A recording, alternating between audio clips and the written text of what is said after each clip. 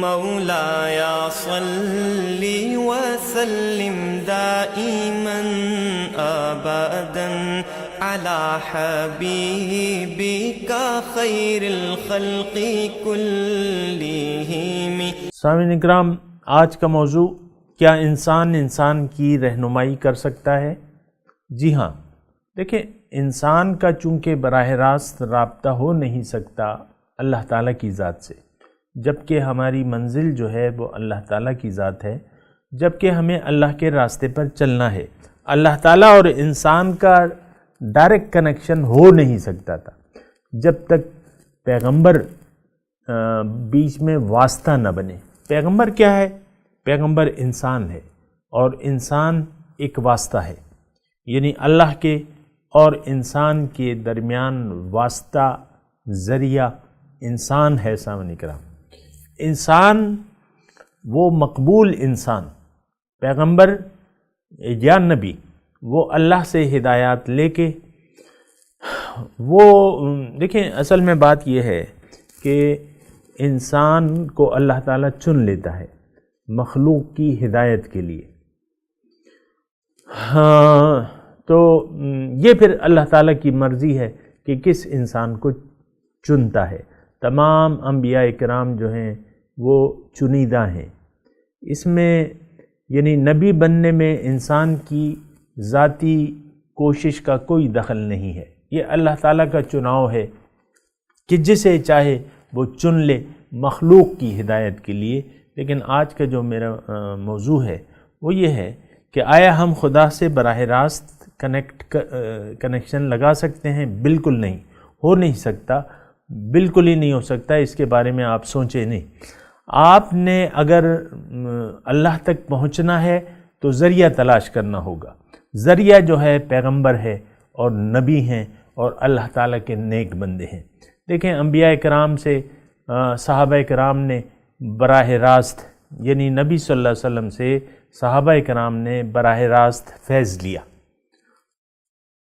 اور ہدایت حضور صلی اللہ علیہ وسلم سے لی، تو ان کے لیے تو تھے یعنی حضور کی ذات۔ اب یہ ہے نا کہ حضور کی جو باتیں ہیں وہ محفوظ ہیں۔ حضور صلی اللہ علیہ وسلم کا جو قرآن انہوں نے اللہ تعالیٰ کی طرف سے ہمارے لیے آیا ہے وہ بھی موجود ہے، یعنی قرآن اور حدیث۔ لیکن اب بات یہ ہے کہ ہمیں اس قرآن کی تعلیم کون دے گا؟ قرآن اور حدیث سے، یعنی کتاب سے آپ براہ راست رہنمائی نہیں لے سکتے۔ قرآن اور حدیث کو آپ نے سیکھنا ہوگا کسی معلم سے۔ پہلے معلم جو تھے وہ حضور صلی اللہ علیہ وسلم کی ذات تھی۔ آج آپ کے زمانے میں اپنے لیے ایک معلم تلاش کریں، اور میں یہ کہوں گا آپ کو سمجھنے کے لیے کہ وہ معلم صاحب قرآن ہونا چاہیے، وہ عام یعنی وہ عام نہیں، خاص انسان ہونا چاہیے، جس کو اللہ کے رسول نے نائب نبی کہا ہے۔ علماء امتی کا انبیاء بنی اسرائیل، میری امت کے علماء کا درجہ بنی اسرائیل کے انبیاء کا سا ہے۔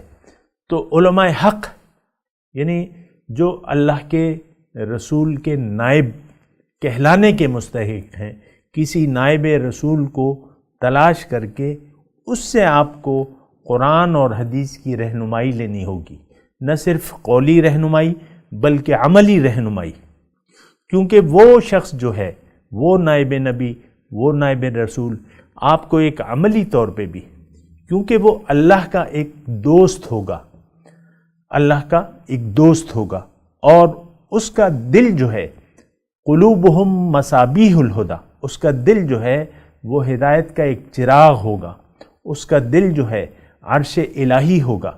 اس سے آپ نے اپنے لیے عملی طور پہ بھی اور قولی طور پہ بھی رہنمائی کا سبب بنانا ہے، اس سے رابطہ کر کے، اس سے جڑ کے اور اس کی صحبت اختیار کر کے، جس کا حکم قرآن میں ہے کہ یا ایھا الذین آمنوا اتقوا اللہ وکونوا مع الصادقین، اے ایمان والو اللہ سے ڈرو اور اللہ کی نافرمانی سے بچو، اللہ کے عذاب سے ڈرو اور سچوں کے ساتھ اپنی معیت اختیار کر لو۔ تو اس صورت میں جو ہے آپ اس انسان سے، آج کے دور میں آپ کو ایک انسان چاہیے جو کہ کامل انسان ہو، جس کا دل عرش الہی ہو، جس کا دل مینارہ نور ہو، تو اس سے آپ نے تعلق قائم کر کے اس کو ذریعہ بنانا ہوگا قرآن اور حدیث کو سمجھنے کا۔ وآخر دعوانا ان الحمد للہ رب العالمین۔ مولاي صل وسلم دائما أبدا على حبيبك خير الخلق كلهم